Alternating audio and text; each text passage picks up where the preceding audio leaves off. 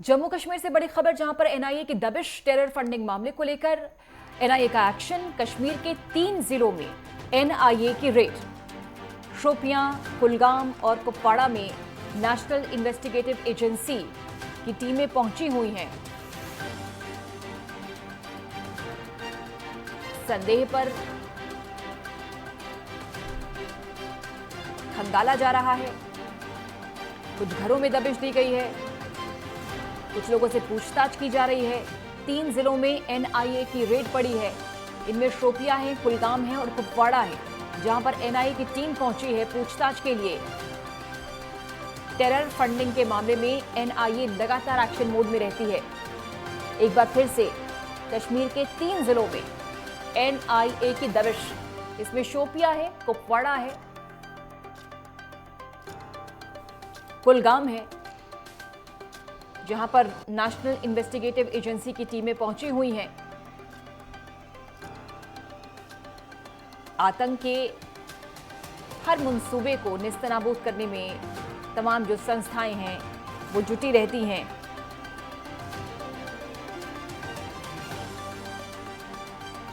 अजहर हुसैन हमारे सहयोगी जुड़ गए हैं ज्यादा जानकारी के साथ। अजहर, एक बार फिर से एनआईए एक्शन मोड में है।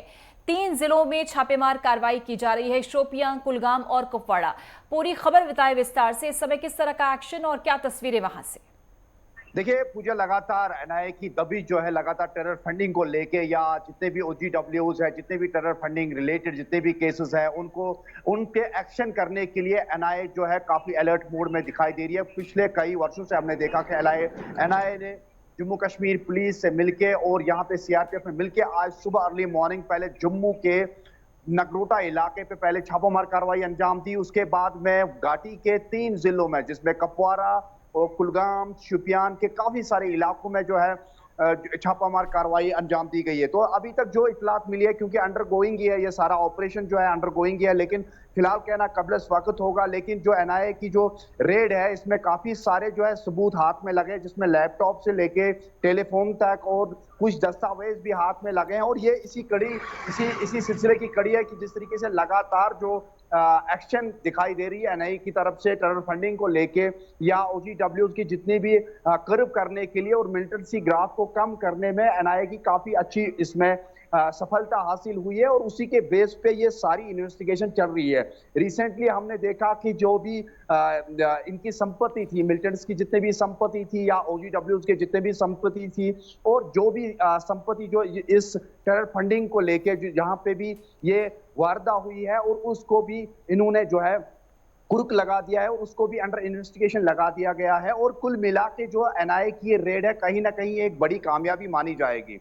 पूजिया जी अजहर, ये बताएं कि क्या लोगों से पूछताछ की जा रही है? क्या जिस तरह आप बता रहे हैं कि कुछ इलेक्ट्रॉनिक गैजेट भी जब्त किए गए हैं, क्या इस रेड के बाद, और कब से रेड चल रही है, कितना समय लगेगा, और क्या कोई ब्रीफिंग होगी इस रेड को लेकर? अजहर, देखिए, जिस तरीके से हमने देखा कि पिछली बार जो एनआईए की रेड थी, तो उसमें काफी सफलता, जिस तरीके से मैंने पहले ही कहा कि काफी सफलता हाथ में लगी है। जिस तरीके से मैंने कहा कि लैपटॉप या टेलीफोन या कुछ दस्तावेज हाथ में लगे, और कई एक जो व्यक्ति हैं वो भी अभी जो है अंडर इन्वेस्टिगेशन है, उनसे भी पूछताछ की जा रही है। लेकिन आज के इस पर्टिकुलर जो आज की ये दबिश है, इसमें भी काफी सारे सुराग हाथ में लगे हैं, क्योंकि ये अंडर इन्वेस्टिगेशन है। और शाम के वक्त तकरीबन 3-4 बजे के बाद जो एनआईए की तरफ से प्रेस रिलीज जो रिलीज होगा, तो उसके बाद भी कुछ कहा जा सकता है कि आज के इस कार्रवाई में क्या कुछ सामने आया है। लेकिन कुल मिलाकर ये एक बड़ी कामयाबी मानी जाएगी, जिस तरीके से लगातार जो कार्रवाई अंजाम दी जा रही है एनआईए की तरफ से।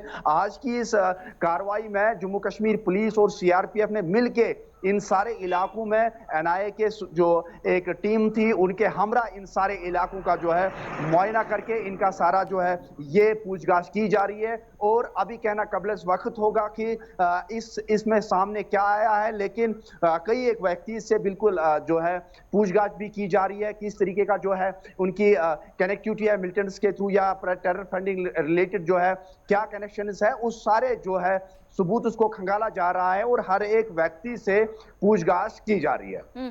अजहर, ये बताएं कि जब एनआईए की टीम पहुंचती है दबिश देने के लिए, रेड डालने के लिए, तो इलाके में किस तरह की हलचल रहती है? जो स्थानीय लोग हैं उनका क्या रिएक्शन होता है? क्या वो डरते हैं, दहशत में होते हैं, या फिर वो सामान्य स्थिति में रहते हैं क्योंकि उनको पता है कि जो भी एक्शन हो रहा है वो राज्य के हित में है, देश के हित में है? देखिए, अगर हम 2019 से पहले की बात करें, ना कि छापामार कार्रवाई, बल्कि जहां पे भी कहीं पे भी इनकाउंटर होता था उस सारे इलाके को, बल्कि वही एक जिला क्या पूरी घाटी जो है बंद रहती थी और पूरा जो नेटवर्क जो था, मोबाइल नेटवर्क, इंटरनेट, वो सारा बंद किया जाता था। लेकिन उसके बाद में 2019 के बाद में हमने देखा कि जहां पे भी कोई भी कार्रवाई होती है मिलिटेंसी से रिलेटेड, चाहे एनकाउंटर्स होगी, चाहे एनआईए को लेके कोई भी रेड होती है, पर्टिकुलरली उसी इलाके को जो है या उसी मोहल्ले को ही कॉर्डन ऑफ किया जाता है, या पर्टिकुलरली उसी घर को ही पूरी तरीके से सील किया जाता है और इन्वेस्टिगेशन किया जाता है। लेकिन आज की डेट में लोकल्स का इसमें कोई इंटरफेरेंस नहीं है। जो एनआईए का अपना काम है वो कर रही है, और जो लोकल्स है, जो आसपास के जितने भी लोकल्स है जिनको इनके साथ कोई काम दाम नहीं है, वो अपने काम से मस्त रहते हैं। और कुल मिला के जो लोकल्स का सपोर्ट रहता है, चाहे कोई भी इन्वेस्टिगेशन होगी सिक्योरिटी फोर्सेस के थ्रू, उसमें काफी बड़ा योगदान है, जिसकी वजह से एनआईए या सिक्योरिटी एजेंसीज के जितने भी ऑपरेशंस है वो सक्सेसफुल दिखाई दे रहे हैं। पूजा, ठीक, ये बताएं कि ये कब तक चलेगी कार्रवाई, इस बारे में कोई जानकारी है? और क्या कितनी टीमें हैं और टीम में कितने मेंबर्स हैं, और क्या बहुत सारे घर हैं जहां पर दबिश दी गई है, या कुछ टारगेट घर हैं जिन पर पहुंची है एनआईए की टीम? देखिए पूजा, ये बिल्कुल टारगेट घर है, क्योंकि अभी इन्वेस्टिगेशन, जिस तरीके से मैंने पहले ही कहा था कि कई वर्षों से ये इन्वेस्टिगेशन जारी है, और कई एक व्यक्ति जो अभी उनके ऊपर भी केसेस चल रहे हैं, उनसे पूछताछ भी चल रही है, और कई एक व्यक्ति जो है अब अंडर इन्वेस्टिगेशन है। तो उनके क्ल्यू के मुताबिक, जो क्ल्यू से ही ये सारी जो कार्रवाइयां हैं अंजाम दी जा रही है। और आज की ये जो कार्रवाई है, पर्टिकुलरली कुछ एक गर्ल्स है जो वहीं से नाम आए हैं, उनके ऊपर ये छापामार कार्रवाई अंजाम दी जा रही है। और ये कहना कबलस वक्त होगा कि ये ऑपरेशन कितनी देर तक चलेगा। लेकिन आप नजर बनाकर रखें, आप नजर बनाकर रखें अजहर, अपडेट आपसे हम लगातार लेंगे।